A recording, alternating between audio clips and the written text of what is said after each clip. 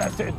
I love the stat screens in open-world GTA-style games. You know, the ones that show how many bad guys I've killed, how many fire hydrants I've knocked over, and how many miles I've run in-game. But I've always wondered what would happen if I was able to add video game-style metrics to my real life. Now I know, thanks to the Fitbit. This little money clip-sized device is a pedometer by day and a sleep tracker by night, but its best trick is that it uploads all the data it collects to the internet. Yeah, that's right. It's an internet-connected pedometer. So why would a device as mundane as a pedometer need to be connected to the internet? Well, for starters, the Fitbit includes only minimal software to run on your PC or Mac. Instead, it installs a bare-bones driver that watches for wireless updates from the device, then uploads the data to the Fitbit website, where you can view your metrics in any browser. So what exactly does the Fitbit track? Like the Nike Plus, the Fitbit can extrapolate the distance you walk from your height and the number of steps you take. However, unlike the Nike Plus, you don't need an iPod or iPhone running to collect that data. Using that information and the number of steps you take, the Fitbit can estimate your activity levels and daily caloric burn just like any other pedometer. But the Fitbit can also tell you your relative activity level over time, showing you when you're the most active and for how long, as well as when you're the least active. This is interesting, but not particularly useful information. After all, you probably already know that you're more active during your walks to and from the train station than you are while you're sitting at your desk. The sleep tracking functionality works much the same way. You slip the Fitbit into a Lycra sleeve before you go to bed, strap the sleeve on your wrist, and then hold down the Fitbit's button for a few seconds once you're in bed to switch it into sleep monitoring mode.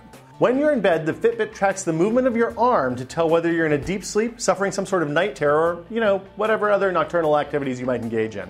When you get up in the morning, hold down the button again to switch the Fitbit out of sleep monitoring mode, and you're good to go. The Fitbit device also sports an Oled screen, which can display the number of steps you've taken each day, the number of calories you've burned, and the distance you've walked.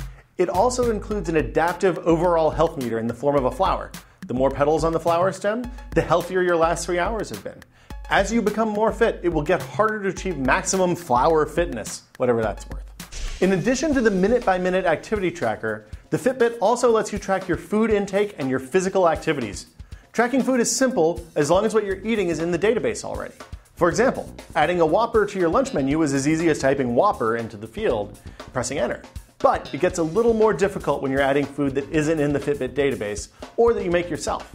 You can either add nutritional information manually or try to find something comparable that's already in the database. Adding activities is much the same. For example, if you go running, biking, or swimming, you can enter the activity in the start-finish time.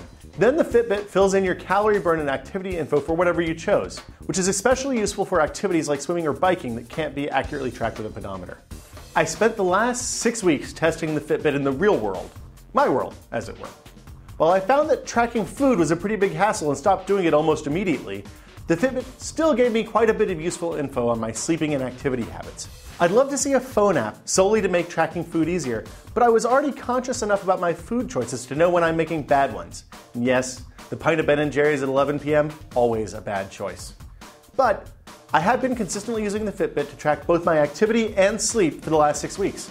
The result? My activity week over week is up, I'm walking more, sleeping more, and I feel better than I did 2 months ago.